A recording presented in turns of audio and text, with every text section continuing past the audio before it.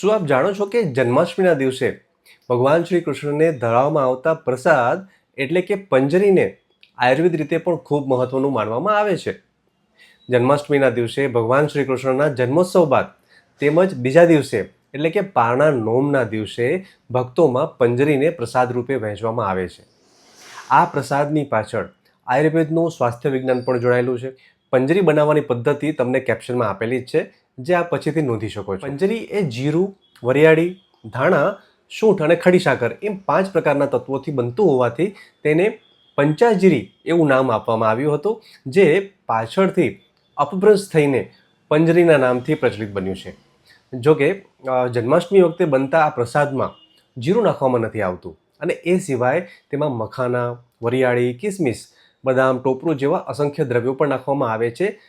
આ પંજરીના દ્રવ્યો શરીરના અલગ અલગ દોષોને શાંત કરે છે, જેમ કે વરિયાળી અને ઘી પિત્તનાશક છે, જીરું અને અજમો એ વાયુ દોષને શાંત કરે છે અને સૂંઠ એ કફ દોષને દૂર કરે છે.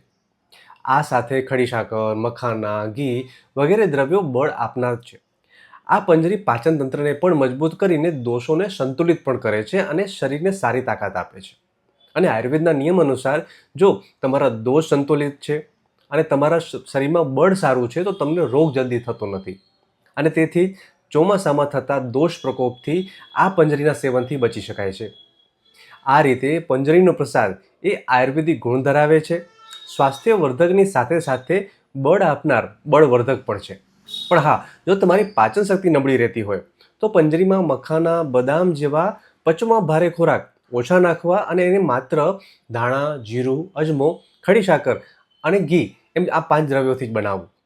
જો માહિતી તમને ગમી હોય તો વિડીયો લાઈક કરો, શેર કરો and subscribe us for more health tips.